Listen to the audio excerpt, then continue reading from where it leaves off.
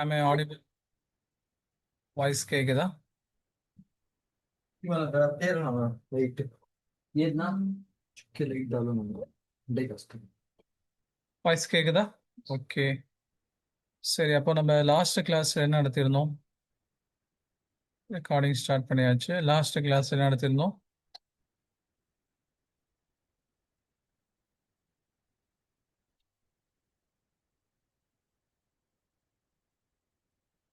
நேற்று கிளாஸ் நடத்த முடியல. நேற்று எனக்கு 6:30 to 9:30 கிளாஸ். அதை நான் போயிட்டு வரதுக்குள்ள டைம் ஆயிரும். ஒரு 9:45க்கு ஒரு பஸ் இருக்கு, லோக்கல் யூனிவர்சிட்டிக்குள்ளேயே சுற்றும். அந்த 9:45குள்ள பிடிச்சோன்னா அது உள்ள டைம்குள்ள வந்துடலாம். ஆனால் வந்து நேற்று மிஸ் ஆயிருச்சு. ஓடி வந்து இருந்தாலும் அது மிஸ் ஆயிருச்சு. இப்போ இன்னைக்கும் கிட்டத்தட்ட அதே தான், ஆனால் ஓரளவுக்கு அது வந்தாச்சு. நேற்று ஃபியூச்சர்ஸ் அண்ட் ஆப்ஷன்ஸ் பற்றி நம்ம நேற்று நடத்தணும். அதே மாதிரி திரும்ப நான் கேட்குறேன், இன்டர்நேஷ்னல் இம்பேக்ட்ஸ் நடத்திட்டோமா? International impacts நடத்திட்டோமா?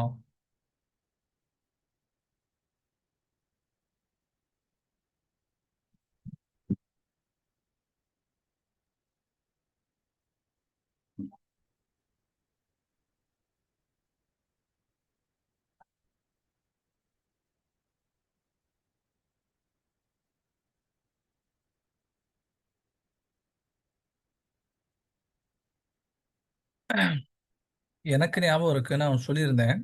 அது நான் வந்து ஃப்ரீ செஷனில் நடத்தியிருந்தேன், அதை பார்த்துக்கோங்க அப்படின்ட்டு ஒரு 3 யூடியூப் லிங்க் நான் உங்களுக்கு அனுப்பிச்சிருந்தேன். ஒன்று வந்து என்னன்னு சொன்னால் ஸ்டாக் மார்க்கெட்டுடைய இம்பார்ட்டன்ஸு. ரெண்டாவது வந்து பார்த்தீங்கன்னா அதாவது ஷரியாவுடைய கம்பெனிஸ் இருந்திருக்கும். மூணாவது பார்த்தீங்கன்னா இன்டர்நேஷனல் இம்பேக்ட்ஸ். இந்த மூணுமே வந்து பார்ட் ஆஃப் சிலபஸ்ன்னு சொல்லியிருந்தேன்.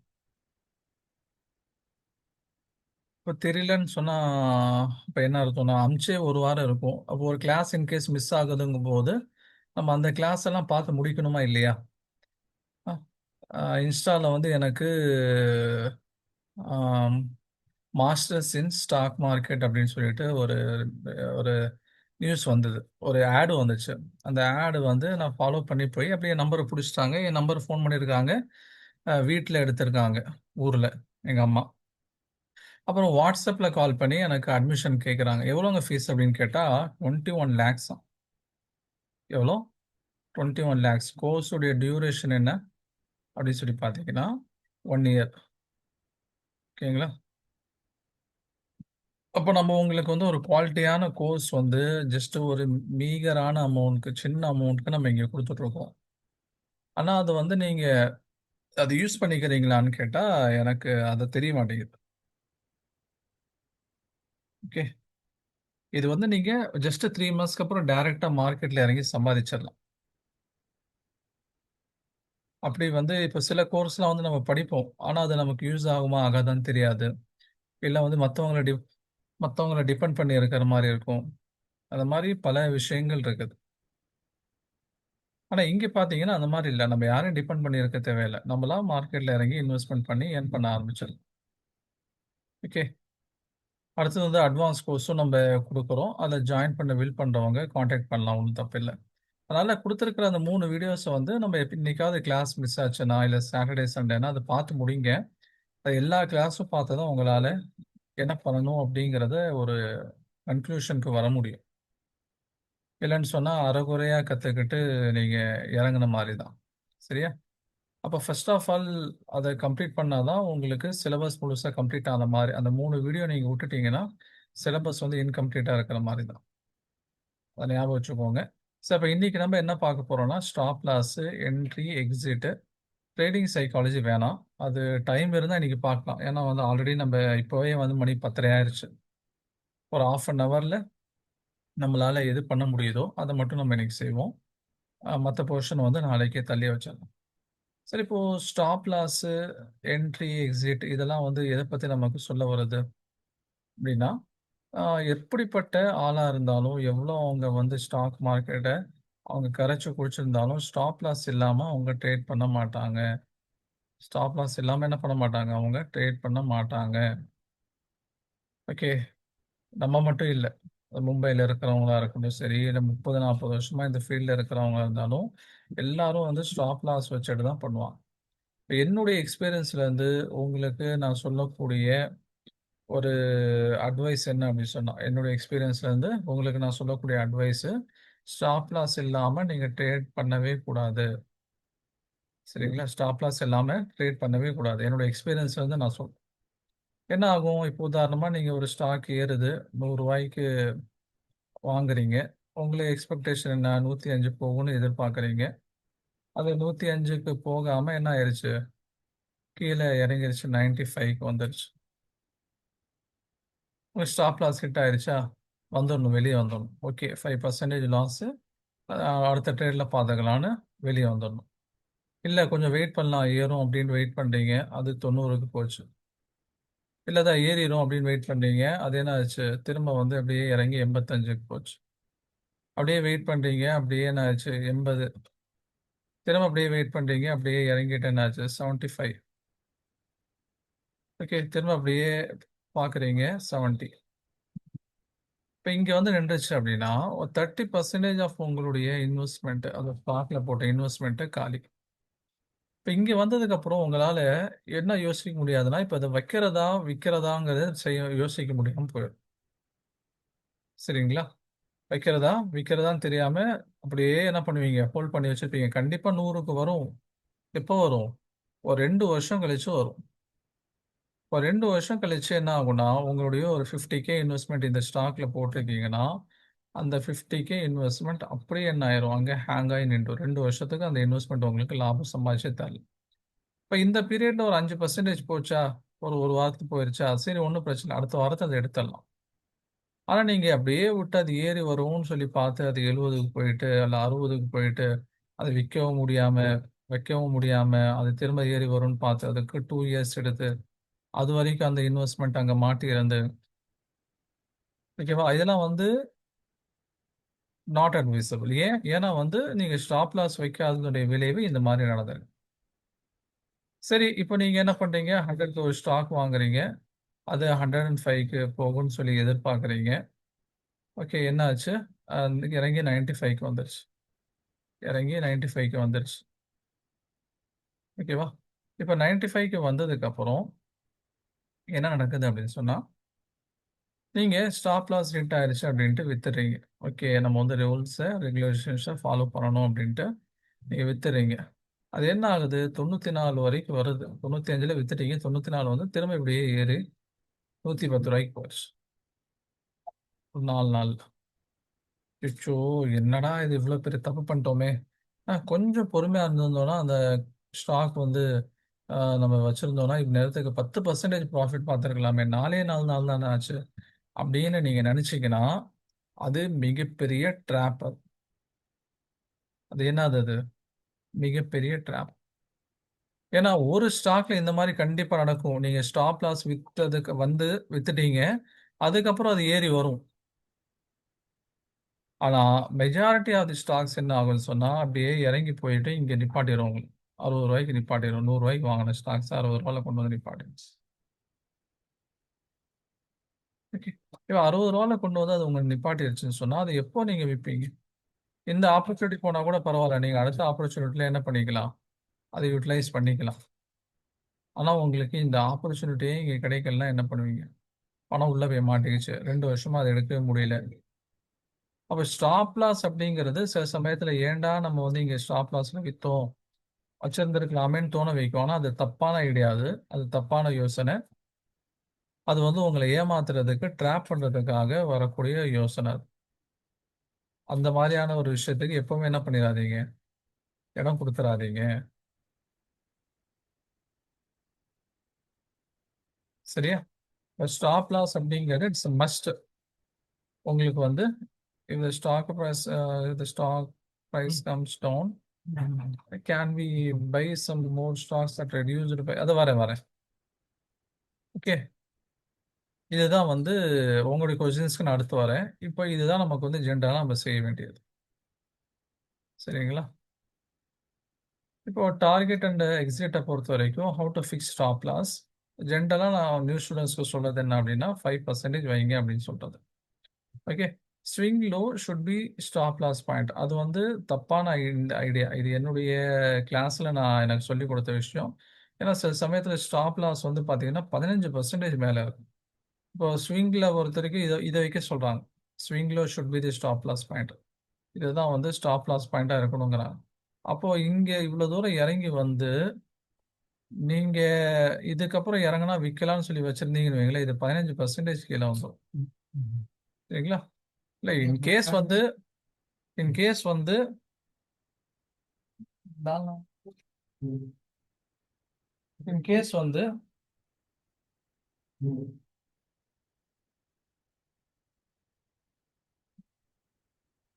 டென் மினிட் தான் இருக்கும். இப்போ இன்கேஸ் என்னன்னு சொன்னா ஸ்டாப் லாஸ்க்கு அதாவது அந்த ஸ்விங்குக்கு பக்கத்திலே தான் இருக்கு. ஓகே.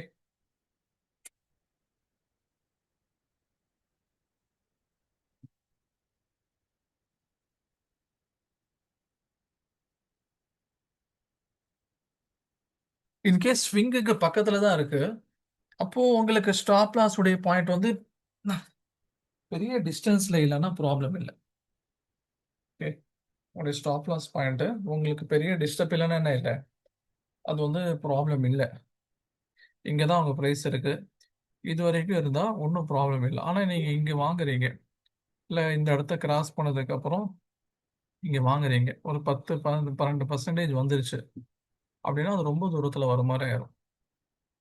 கூடாது. நமக்கு எப்பவுமே வந்து 5%, அதிகபட்சமா 8% ஃப்ரம் தி பிரைஸ் லெவல். ரூ. 100 வாங்குறீங்களா, 95 விற்கணும். இல்லையா, 92 தான் அதிகபட்சம். இது வந்து யூனிவர்சல் ரூல் மாதிரி. இது 8% அப்படிங்கிறது இட்ஸ் யூனிவர்சல் ரூல். ஓகே. அப்போ ரிஸ்க் டு ரிவார்ட் ரேஷியோ 1:1 சொன்னாங்களே, அது என்ன சார்? நம்ம எவ்வளோ ப்ராஃபிட் எதிர்பார்க்குறோமோ அவ்வளோ லாஸ்க்கும் நம்ம ரெடியாக இருக்கணும். உதாரணமா நீங்க 100ல இருந்து ரூ. 105 எதிர்பார்க்குறீங்க, 5% எதிர்பார்க்குறீங்க அப்படின்னு சொன்னா நீங்க வந்து 5% லாஸ் 95க்கு ரெடியா இருக்கணும். இல்ல எனக்கு வந்து ரூ. 100லேருந்து ரூ. 110 வேணும், 10% ப்ராஃபிட் நான் எதிர்பார்க்குறேன் அப்படின்னா, இப்போ நீங்க 90 வரைக்கும் என்ன பண்ணலாம், 10% வரைக்கும் உங்களுடைய ரிஸ்க் எடுக்கலாம் நீங்க. அப்போ ரிஸ்க் டு ரிவார்ட் ரேஷியோ வந்து 1:1 இருக்கணுங்கிறாங்க. சரியா? இப்போ 8% மேல போகக்கூடாது. ஐடியலி 5% பார்த்துக்கோங்க. 8% மேல போகக்கூடாது. Risk to reward ratio 1:1. இப்போ டார்கெட்டை பொறுத்தவரைக்கும் நான் முன்னாடி சொன்ன மாதிரி 5% டார்கெட் வைங்க. அடுத்தது ட்ரெய்லிங் ஸ்டாப் லாஸ் அப்படின்னு ஒன்று இருக்கு. ட்ரெய்லிங் ஸ்டாப் லாஸ்னா என்ன? இப்போ ரூ. 100 நீங்க ஒரு ஸ்டாக் வாங்குறீங்க. இது கொஞ்சம் கொஞ்சமா என்ன ஆயிடுச்சு, 105க்கு போயிருச்சு. 105க்கு போயிருச்சு. எவ்வளோ ப்ராஃபிட்? 5% ப்ராஃபிட். உங்களுக்கு தெரியுது இல்லை இது ரூ. 105லேருந்து இன்னும் ஏறும் அப்படின்னு உங்களுக்கு தோணுது அப்படின்னா நீங்க என்ன பண்ணணும், இங்க வந்து ஒரு 50% ஸ்டாக்ஸ் வித்தணும். உதாரணமா நீங்க வந்து ஒரு 1000 ஸ்டாக் வாங்கியிருக்கீங்கன்னா 500 ஸ்டாக் வித்துட்டு 500 ஸ்டாக் மட்டும் கையில வச்சுக்கோங்க. இப்ப திரும்ப என்ன ஆகுது, திரும்ப இது மேலே ஏறுது அப்படின்னு சொன்னா அடுத்து 110 இருக்கா, 110ல வந்து இந்த ஸ்டாக் என்ன பண்ணுங்க, வித்துடணும். இல்ல இன்னும் மேலே ஏறும்னு நீங்க நினைச்சீங்கன்னா அப்ப மீதி இருக்கக்கூடிய 500 ஸ்டாக்ல 250 வித்துட்டு 250 வச்சுக்கோங்க. ஆனா நீங்க எதிர்பார்த்த மாதிரி 115க்கு போகாம இது திரும்ப 105க்கு வந்துருச்சு அப்படின்னா மீதி உங்ககிட்ட ஒரு 250 ஸ்டாக் இருக்கும்ல, அதை என்ன பண்ணிடணும், வித்தணும். அதான் ட்ரைலிங் ஸ்டாப் லாஸ். அப்படியே ஸ்டாப் லாஸை மேலே ஏற்றிக்கிட்டே போகிறது. ஓகேவா? இன்னும் ஏறும் நம்பிக்கை இருந்தால் பாதி ஸ்டாக் வித்துட்டு பாதி வச்சுக்கோங்க. இன்கேஸ் உங்களுடைய பழைய ரேட்டுக்கு அது வந்துச்சு அப்படின்னு சொன்னா அங்கேருந்து நீங்க என்ன பண்ணலாம், அதை வித்துட்டு லாஸ் இல்லாமல் வெளியே வந்துடலாம். இதான் ட்ரைலிங் ஸ்டாப் லாஸ் அப்படின்னு சொல்லுவாங்க. ஓகே. அதுக்கு அடுத்தது ஒரு கான்செப்ட் இருக்கு. அந்த இதில் நமக்கு ஒரு ஸ்டூடெண்ட் வந்து மெசேஜில் கேட்ட மாதிரி ஆவரேஜிங் அப்படின்னு சொல்லிட்டு. ஆவரேஜிங்னா என்ன? நீங்க வந்து ரூ. 100 ஒரு ஸ்டாக் வாங்குறீங்க. ஓகேங்களா? ரூ. 100 ஒரு ஸ்டாக் வாங்குறீங்க. அந்த ஸ்டாக் வந்து 95 வந்துருச்சு. நீங்க அசால்ட்டா பார்க்காம விட்டுட்டீங்க ஏதோ வேலையில. 90க்கு வந்துருச்சு. ஓகே. இப்போ என்னுடைய ஸ்டாப் லாஸ் தாண்டி வந்துருச்சு. 10% லாஸ்ல இருக்கு. இப்ப நான் விற்கலாமா? அல்லது வேற எனக்கு ஏதாவது ஆப்ஷன் இருக்கா? வித்தா 10% லாஸ். இப்ப எனக்கு வேற ஏதாவது ஆப்ஷன் இருக்கான்னு சொல்லி கேட்டீங்கன்னா, எனக்கு இருக்கக்கூடிய ஆப்ஷன் வந்து ஆவரேஜிங் பண்றது. ஓகேவா? எனக்கு இருக்கக்கூடிய அடுத்த ஆப்ஷன் வந்து ஆவரேஜிங். ஓகேங்களா? ஆவரேஜ் பண்றது. ஆவரேஜ் பண்றது அப்படிங்கிறது என்ன? இப்ப நீங்க ரூ. 90 ஒரு ஸ்டாக் வாங்குவீங்க. இப்போ ரூ. 100 ஒண்ணு வாங்கியிருக்கீங்க, ரூ. 90 ஒண்ணு வாங்கியிருக்கீங்க. உங்களுடைய ஆவரேஜ் பிரைஸ் எதுல வந்து நிக்கும் அப்படின்னா, 95ல வந்து நிக்கும். உங்களுடைய ஆவரேஜ் பிரைஸ் எதுல வந்து நிக்கும்? 95ல வந்து நிக்கும். ஓகேவா? இப்போ 95ல வந்து நிக்குதுன்னா, உங்ககிட்ட கையில 2 ஸ்டாக் இருக்கும். இப்போ இது வந்து 100க்கு வர வேண்டாம். 95க்கு வந்துட்டாலே உங்களுடைய அசல் வந்துரும். கைக்கு அசல் வந்துரும். இன்கேஸ் அதை விட்டு 100ல வந்து நின்னுச்சுன்னு சொன்னா, உங்களுக்கு அந்த 100ங்கிறது லாபம் ஆயிரும். சரியா? இததான் வந்து ஆவரேஜ் பண்றது அப்படின்னு சொல்லுவாங்க. ஆனா இதுக்கு வந்து ஒரு கண்டிஷன் இருக்கு. என்ன கண்டிஷனு? ஆவரேஜ் பண்றதுக்கு உங்களுக்கு கண்டிஷன் இருக்கு. என்ன கண்டிஷன் சொன்னா, உங்க கையில வந்து அமௌண்ட் இருக்கணும். கையில என்ன இருக்கணும்? அமௌண்ட் இருக்கணும். அமௌண்ட் இல்ல அப்படின்னு சொன்னா உங்களால ஆவரேஜே பண்ண முடியாது. இல்ல லிமிட்டட் அமௌண்ட் வச்சிருக்கீங்க. அது ஒரே ஸ்டாக்ஸ்ல திரும்ப திரும்ப போடவும் கூடாது. ஒரே ஸ்டாக்ஸ்ல திரும்ப திரும்ப போடவும் கூடாது. அநேகமா பின்னாடி வரும்னு நினைக்கிறேன். பொசிஷன் சைசிங் அப்படின்ட்டு. அது என்னங்கிறத நான் சொல்றேன். ஒரே ஸ்டாக்ஸ்ல கொண்டு போய் எல்லா அமௌண்ட்டும் நம்ம போடவே கூடாது. ஒரே ஸ்டாக்ஸ் விடுங்க. ஒரே செக்டார்லயே போடக்கூடாதுங்கிறாங்க. ஓகேவா? நான் வந்து என்னுடைய இன்வெஸ்ட்மெண்ட்டை டிசிஎஸ்ல கொஞ்சம், இன்ஃபீல கொஞ்சம், ஓகே. அதே மாதிரி வந்து டெக் மஹிந்திரால கொஞ்சம், மைண்ட்ரீல கொஞ்சம், இப்படியே நான் போடலாமா? போடக்கூடாது. ஏன்? இது எல்லாமே ஒரே செக்டர். செக்டர் டைவர்சிஃபை பண்ணி போடணும். செக்டர் டைவர்சிஃபை மட்டும் இல்லை, ஸ்டாக்ஸும் டைவர்சிஃபை பண்ணி போடணும். ஒரே செக்டர்ல ஒரே ஸ்டாக்ல பணம் போடக்கூடாது. அப்போ நீங்க ஆவரேஜ் பண்ணலாம் 1 டைம் அல்லது மேக்ஸிமம் 2 டைம் பண்ணலாம். ஆனா அதுக்கு உங்க கையில அமௌண்ட் இருக்கணும். அமௌண்ட் வந்து கம்மியா தான் இருக்கு அப்படின்னா, இப்போ நீங்க இவ்வளோ இதுல ஆவரேஜ் பண்றதுங்கிறது ரிஸ்க். ஓகேவா? அதுக்கான வாய்ப்பு உங்களுக்கு இருந்துச்சுன்னு சொன்னா, நீங்க அந்த ஆவரேஜிங் பயன்படுத்திக்கலாம். இல்லன்னா உங்களுக்கு ரிஸ்க் ஆயிரும். அத நீங்க பார்த்துக்கணும். ஓகேவா? சரி, அடுத்தது வந்து பொசிஷனிங் சைஸ் பத்தி சொல்றாங்க. பொசிஷனிங் அப்படின்னா என்ன? எவ்வளோ ஸ்டாக்ஸ் வாங்குறது? ஓகே. எவ்வளோ ஸ்டாக்ஸ் வாங்குறது?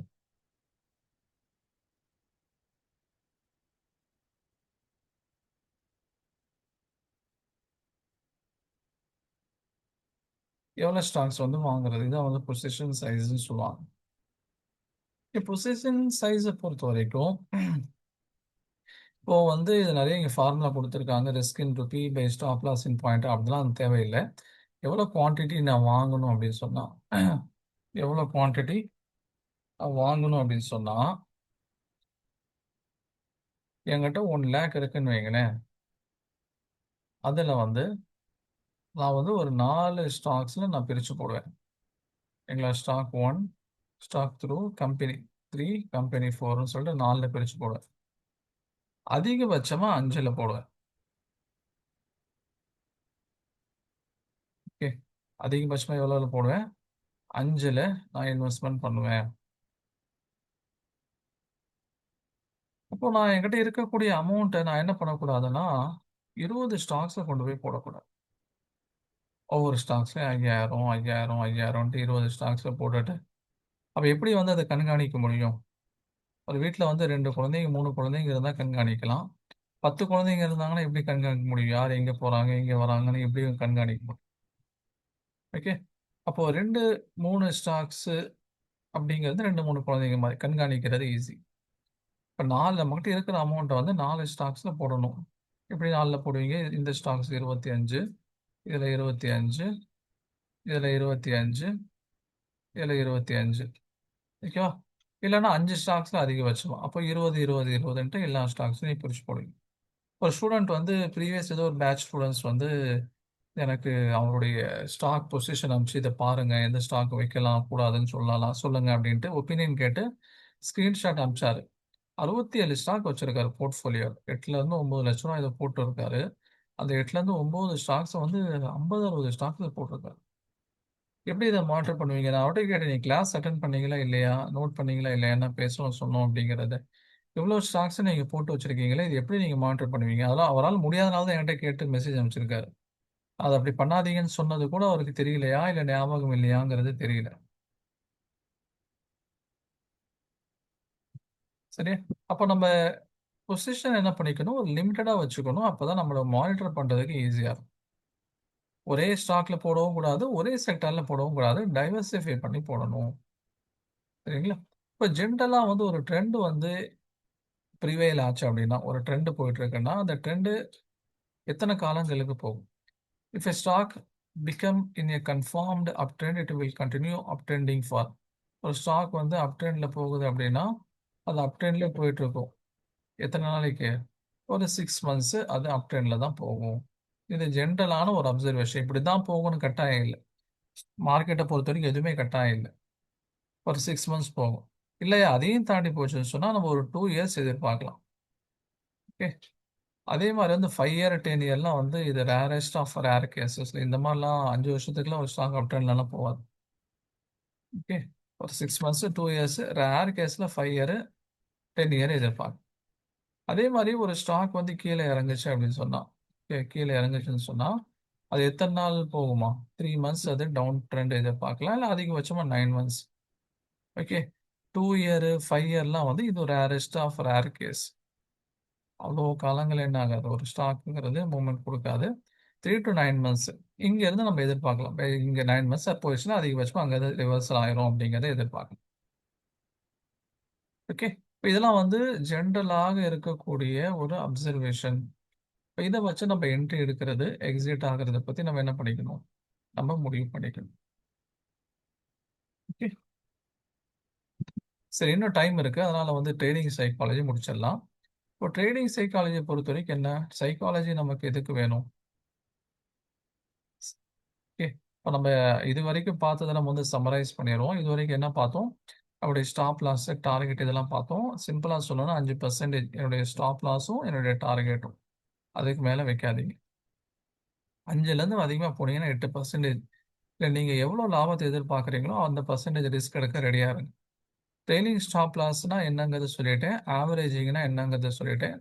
பொசிஷன் சைசிங் அப்படிங்கிறதும் என்னன்னு சொல்லிட்டேன். ஜென்ரலா ஒரு ட்ரெண்ட் அப் அப் சைட்ல போகுதுன்னா 6 மந்த்லேருந்து 2 இயர்ஸ் வரைக்கும் எதிர்பார்ப்போம். கீழ இறங்கும்போது 3 மந்த்ஸ்லேருந்து 9 மந்த்ஸ் வரைக்கும் எதிர்பார்ப்போம். அதுக்கேத்த மாரி நம்முடைய பையிங், செல்லிங் என்ன பண்ணிக்கணும்? நம்ம வந்து அதுக்கேத்த மாரி நம்ம இன்வெஸ்ட்மென்ட் பண்ணிக்கணும். சரியா? சரி ஓகே. இப்போ அடுத்து பாருங்க. 3 things about trading. 3 things about trading. என்ன சொல்றாங்க? ட்ரேடிங் பத்தியான 3 விஷயம் என்ன அவங்க சொல்ல வராங்க? அப்படின்னு சொல்லி பார்த்தீங்கன்னா, இப்போ சைக்காலஜி. ஓகே. சைக்காலஜி அப்படிங்கிறது, ஒரு விஷயத்தோட எப்படி நம்ம டீல் பண்ணணும் அப்படிங்கிறது சைக்காலஜி. சரிங்களா? இப்போ நான் சிம்பிளா வந்து எல்லா ஸ்டூடண்ட்ஸ்க்கும் சொல்றது உண்டு. சைக்காலஜினா என்ன? ஒரு விஷயத்த எப்படி டீல் பண்ணணும்? இப்போ உதாரணமா வந்து ஒரு நர்சரியில வந்து ஒரு டீச்சர் இருக்காங்க. ஓகே. அவங்க ஸ்டூடண்ட்ஸ டீல் பண்ணக்கூடிய விதமும், அதே மாரி ஒரு காலேஜ் ஸ்டூடண்ட்ஸ் இருக்காங்க. அவங்க ஸ்டூடண்ட்ஸ வந்து டீல் பண்ணக்கூடிய அவங்க ஸ்டூடண்ட்ஸ டீல் பண்ணக்கூடிய மெத்தடும் வேற வேற. நர்சரியில இருக்கக்கூடிய டீச்சர்ஸ் எப்படி டீல் பண்றாங்களோ, அதே மாரி காலேஜ்ல டீல் பண்ண முடியுமா? நர்சரியில குழந்தைங்க வந்தாங்கன்னா, எப்படி இருக்கும்? சில குழந்தைங்க அம்மா, அம்மான்னு அழுதுட்டு இருப்பாங்க. சில குழந்தைங்க பிஸ்கட் எடுத்து சாப்பிட்டுட்டு இருப்பாங்க. சில குழந்தைங்க தூங்கிருவாங்க. சில குழந்தைங்க விளையாண்டுட்டு இருப்பாங்க. இந்த மாரி ஒவ்வொரு குழந்தையும் ஒவ்வொரு மாரி பண்ணிட்டு இருக்கும். அந்த டீச்சருக்கு அவங்கள சமாளிக்கிற மாரி ஒரு மைண்ட் செட். காலேஜ்ல இருக்கிறவங்களுக்கு எப்படி இருக்கும்? அந்த ஸ்டூடண்ட்ஸ சமாளிக்கிற மாரி ஒரு ப்ரீ மெச்சூர்டா இருப்பாங்க. ஓகே. வளர்ந்திருப்பாங்க தோளுக்கு மேல. இப்ப அவங்க கிட்ட எப்படி பேசணும்? எப்படி நடந்துக்கணும்? அது வந்து அந்த காலேஜ்ல இருக்கக்கூடிய டீச்சர். அத நம்ம ப்ரொஃபசர்ன்னு சொன்னா அவங்க டீல் பண்ணணும். அதே மாரி தான் ட்ரேடிங்க பொறுத்தவரைக்கும், ட்ரேடிங் அப்படிங்கிறது இட்ஸ் சம் டைம் நம்மள வந்து பயப்படுத்தும். சில நேரங்கள்ல என்ன பண்ணும்? ஸ்டாக் மார்க்கெட் வந்து நமக்கு பயம் காட்டும். சில நேரங்கள்ல என்ன பண்ணும்னு சொன்னா, ஆசை வார்த்தைகள் காமிக்கும். அப்ப அது பயம் காட்டும்போது நம்ம பயந்துறவும் கூடாது. ஆசை வார்த்தை கூப்பிட்டு அது உள்ள ஆசையை காட்டி அது உள்ள கூப்பிடும்போது அதுக்கு நம்ம மயங்கிடவும் கூடாது. இப்போ நம்ம வந்து பேலன்ஸ்டா இருக்கணும். அப்போ அது எப்படி பேலன்ஸ்டா இருக்கிறது? இப்போ இங்க சொல்லக்கூடிய விஷயங்கள நீங்க அப்சர்வ் பண்ணீங்கன்னா பேலன்ஸ்டா இருக்கலாம். என்ன என்ன சொல்லக்கூடிய விஷயங்கள்? ஃபர்ஸ்ட் பாயிண்ட் பாருங்க. No strategy is going to work for 100%. Stock மார்க்கெட்ல எந்த ஸ்ட்ராட்டஜியும் 100% என்ன ஆகாது? ஒர்க் ஆகாது. ஸ்ட்ராட்டஜி ஸ்டாக் மார்க்கெட்ட பொறுத்தவரைக்கும் எந்த ஸ்ட்ராட்டஜியும் என்ன ஆகாது அப்படின்னு சொன்னா 100% ஒர்க் ஆகாது. ஒரு ஸ்ட்ராட்டஜி வந்து 60லேருந்து 70% ஒர்க் ஆனாலே அது பெரிய விஷயம். ஓகேங்களா? அதுக்கு மேல நம்ம எதிர்பார்க்கணும். 100ன்னா நான் தொட்டதெல்லாம் பொண்ணாகணும் அப்படின்னா ஏனாயிரும். நம்ம தான் உலகத்திலே பெரிய பணக்காரங்களா இருப்போம். அம்பானி எல்லாருமே அம்பானியா இருக்கும். இப்ப எல்லாரும் அம்பானி ஆயிட்டா இப்ப யார் வேலை செய்யறது? அது உலகத்துடைய சமநிலைக்கே அமர்த்த முடியும். அல்லது எல்லாருமே வேலையாள் ஆயிட்டா யார் வந்து நமக்கு வேலை குடுக்கறது? இப்ப நம்ம என்னதான் இதுவரைக்கும் கத்துக்கிட்டோமோ, ஃபண்டமெண்டல்ஸ், டெக்னிக்கல்ஸ் எதெல்லாம் கத்துக்கிட்டோமோ, எதுவுமே 100% ஒர்க் ஆகாது அப்படிங்கிறத ஞாபகம் வச்சுக்கணும். ஓகேவா? Second thing, trading in stock market is not a get rich quick scheme. நான் ரூ. 1,00,000 இந்த மாசம் போடுவேன். அடுத்து எனக்கு ரூ. 1,00,000 வரணும் அப்படின்னு நினைச்சு நீங்க இங்க வரக்கூடாது. இது அந்த மாதிரியான ஸ்கீம் இல்ல. படத்துல ஒரு பாட்டுல 5 நிமிஷம் பாட்டுல 5 நிமிஷம் பாட்டு ஆரம்பிக்கும் முன்னாடி ஏழையா இருப்பாரு. ஓகே, பாட்டு முடியும் போது எப்படி இருப்பாரு? பணக்காரர் ஆயிருவாரு. அது மாதிரிலாம் நம்ம இங்க எதிர்பார்க்க முடியாது.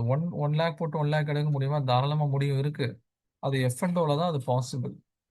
ஓகே, எஃப்&ஓ பொறுத்தவரைக்கும் நம்ம என்ன சொன்னோம்? செய்யக்கூடிய 10ல் 9 பேர் எஃப்&ஓல அடி வாங்க தான் செய்றாங்க. ஓகேங்களா? எஃப்&ஓல 10ல் 9 பேர் என்ன பண்றாங்க? அடி வாங்க தான் செய்றாங்க. அப்போ ட்ரேடிங் அப்படிங்கிறது நான் உடனே பணக்காரனா அப்படி ஆகணும் அப்படிங்கிற மாதிரி கிடையாது. Trading is business like other business. மற்ற பிசினஸ் மாதிரி இதுவும் வந்து நமக்கு ஒரு பிசினஸ் தான். மற்ற பிசினஸ் எடுத்த உடனே ஜம்முன்னு போயிட்டு உச்சத்தில் உட்காந்துட முடியுமா? ஆ, ஒரு வருஷம் வந்து அப்படியே மெதுவா 1 வருஷம், 2 வருஷம், 3 வருஷம், 5 வருஷம்ன்ட்டு என்ன பண்ணிருப்பாரு? வளர்ந்து வந்திருப்பாரு. அதே மாதிரி தான் இங்க ட்ரேடிங்லயும் நம்ம வந்து பொறுமையா இருந்து, இப்போ நீங்க 1 லேக் இன்வெஸ்ட் வச்சிருக்கீங்களா? ஒரு மாசத்துக்கு 4லேருந்து 5,000 ரூபாய் உங்களுக்கு வந்துட்டாலே ஓகே, அது ஜென்யூனான ப்ராஃபிட்.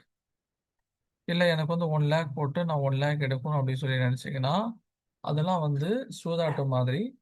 அது வர்றதுக்கான வாய்ப்பை விட போறதுக்கான வாய்ப்பு தான் அதிகம்.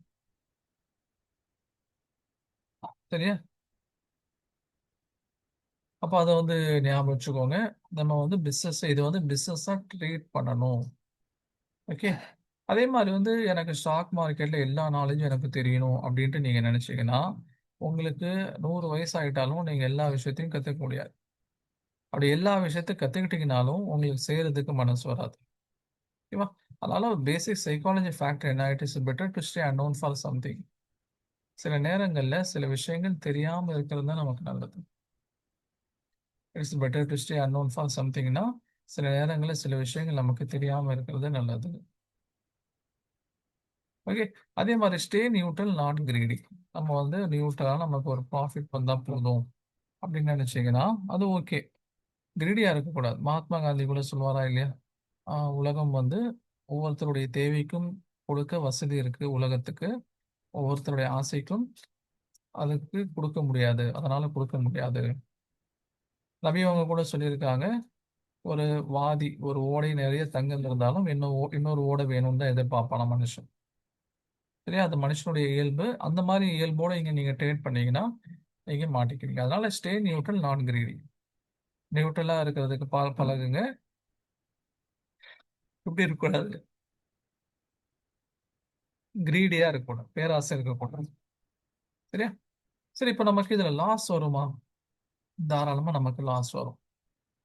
எனக்கு லாஸே இல்லாம ட்ரேட் பண்ணக்கூடாதுன்னு நினைச்சீங்கன்னா, இப்ப நீங்க இந்த பக்கம் வரக்கூடாது. ஒரு 10 ட்ரேட் எடுக்கிறேன். அந்த 10 ட்ரேட்ல எனக்கு வந்து ஒரு 6 ட்ரேடு என்ன இருக்கு? ஒரு 7 ட்ரேட் வந்து எனக்கு ப்ராஃபிட்டபிளா இருக்கு. அதுல 7,000 சம்பாதிக்கிறேன். ஒரு 3 ட்ரேட் எனக்கு நட்டமா இருக்கு. அதுல ரூ. 3,000 நான் விடுறேன். மைனஸ் ரூ. 3,000 என்ன பண்ணிட்டேன்? லாஸ் பண்ணிட்டேன். இப்ப டிஃபரன்ஸ் பார்த்தீங்கன்னா ரூ. 4,000. இதுதான் என்னுடைய ப்ராஃபிட். எனக்கு இது வரக்கூடாதுன்னு சொல்லி நீங்க நினைச்சீங்கன்னா, அப்போ இதுவும் உங்களுக்கு வராது. ஓகே. இப்போ நம்ம ஒரு 10 ட்ரேட் எடுக்கிறோம். அதுல பாசிட்டிவ் சைடு அதிகமா இருக்கிற மாரியும், நெகட்டிவ் சைடு கம்மியா இருக்கிற மாரியும் நம்ம பார்த்துக்கணும். எப்படி ஆயிறக்கூடாது? நீங்க 10 ட்ரேட் எடுக்கிறீங்க. அதில் 10ல் உங்களுடைய பாசிட்டிவ் வந்து முதல்ல 3000 நெகட்டிவ்லயே 7,000 போற மாரி இருக்கக்கூடாது. இப்படிதான் நம்ம ஆயிறக்கூடாது. மைனஸ் 4,000 நட்டமாயிரும். சரியா? பாசிட்டிவ் சைடுல வந்து அதிகமா போற மாரி, நெகட்டிவ் சைடுல வந்து கம்மியா வர மாரி நம்ம வச்சுக்கக்கூடாது. இப்படி வச்சுக்கணும். ஓகே. இப்ப இதுக்கு ஒரு எக்ஸாம்பிள் சொல்லுவாங்க. ட்ரேடர் ஏ, ட்ரேடர் பி 2 பேர் இருக்காங்க. 2 பேர் வந்து மளிகை கடை வைக்கணும்னு சொல்லி நினைக்கிறாங்க. ஓகே. ஒருத்தர் என்ன நினைக்கிறாரு? மெயின் ரோட்ல வைக்கலாம் அப்படின்னு நினைக்கிறாரு.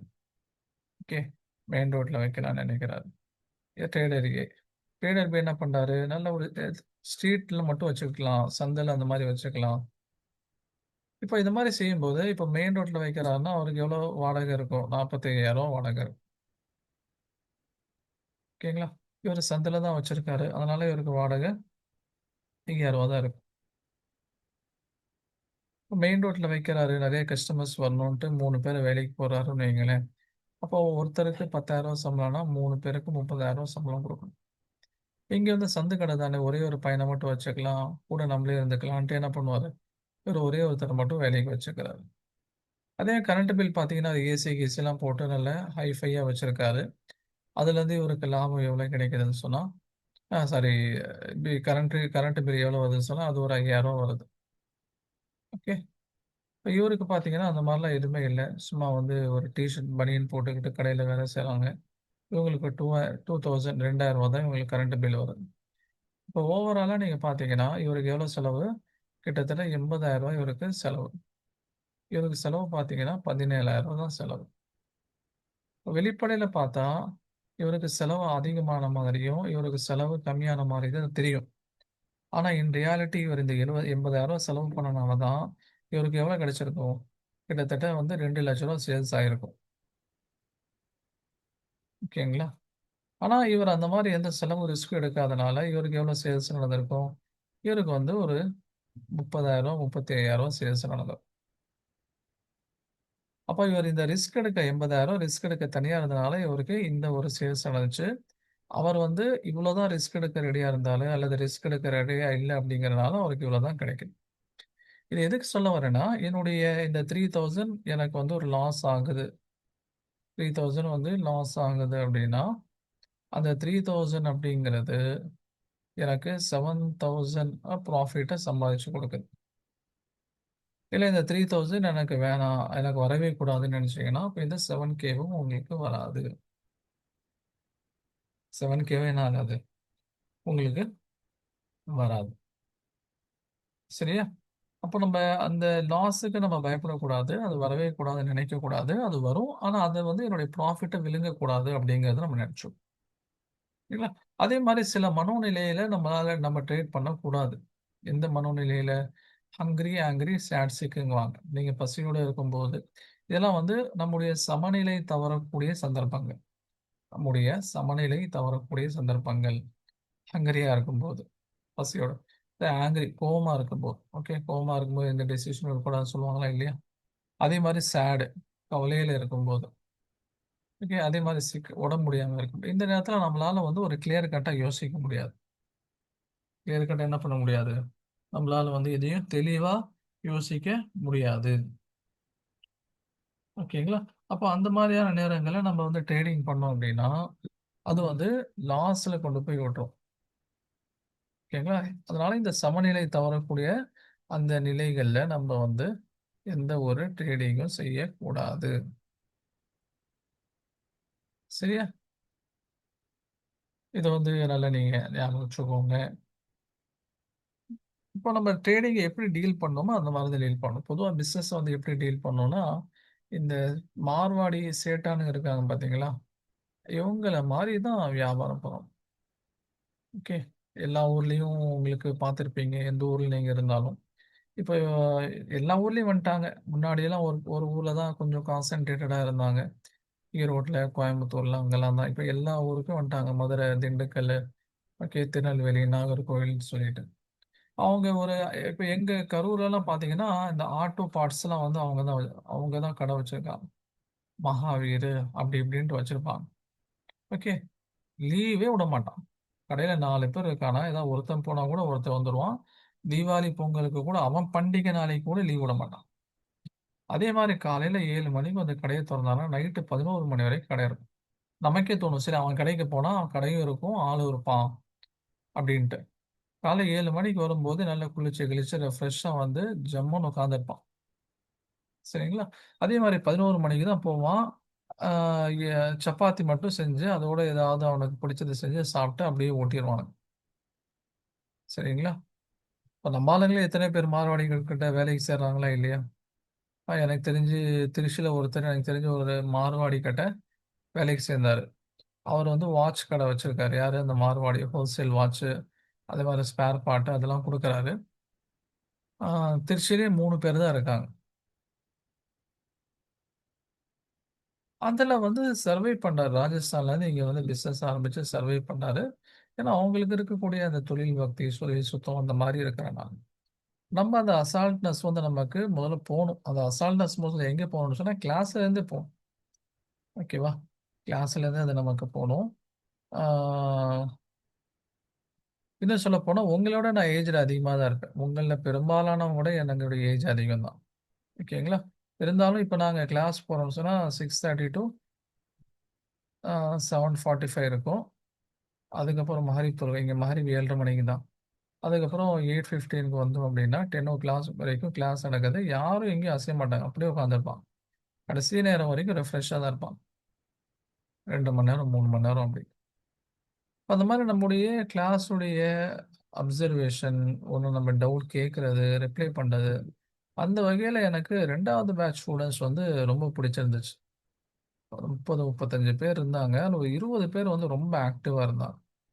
ஏதாவது கொஸ்டின்ஸ் கேட்டுக்கிட்டே இருப்பாங்க. இதுல இருந்து தான் பெரும்பாலும் எனக்கு அட்வான்ஸ் கோர்ஸ்ல ஜாயின் பண்ணாங்கன்னு நெனைக்கிறேன்.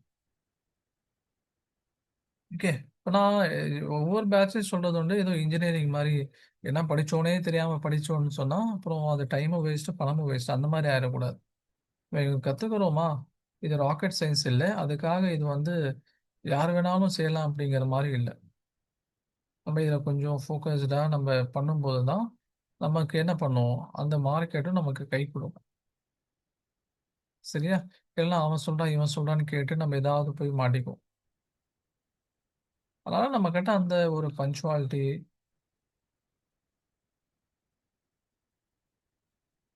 ஜியோ பொலிட்டிக்கல் சிச்சுவேஷன பொறுத்தவரைக்கும், நான் அந்த கிளாஸே நான் உங்களுக்கு நடத்துறேன். அந்த கிளாஸ் நீங்க பார்க்கலன்னு நெனைக்கிறேன். அந்த வீடியோ பாருங்க. ஒவ்வொரு சிச்சுவேஷன்லயும் நம்ம என்ன பண்ணணும், என்ன பண்ணக்கூடாதுங்கிறத நான் சொல்லியிருப்பேன். ஜியோ பொலிட்டிக்கல் இஷ்யூஸ் வந்துச்சுன்னா, அத எப்படி ஹேண்டில் பண்ணணும்? பிராக்டிகல் செஷன்ஸ்ல நம்ம அத பார்ப்போம். ஸ்டாப் லாஸையும் நம்ம பிராக்டிகல் செஷன்ஸ்ல பார்ப்போம். ஓகேவா? அதான் நம்ம இப்ப அது மாரி தான் செய்யணும்னா, நம்ம பிராக்டிகல்ஸ்ல அதானே செஞ்சு காமிப்போம். எப்படி வந்து ஸ்டாப் லாஸ் வைக்கணுங்கிறத நம்ம செஞ்சு காமிப்போம். இப்ப இதுக்குன்னு நம்ம வந்து ஒரு டியூ ரெஸ்பெக்ட், ஒரு கன்சிடரேஷன் குடுத்தோம்னா, நம்ம என்ன பண்ணலாம்? இதுல வந்து கெயின் பண்ணலாம். இல்லன்னு சொன்னா, நம்ம வந்து இது ஒண்ணு படிச்சுட்டு மத்த வேலைய பார்க்க போயிருவோம். இல்லன்னா ஏனோ தானோன்னு பணத்த உள்ள போட்டு, பணம் லாஸ் ஆகிட்டு உட்காந்துருப்போம்.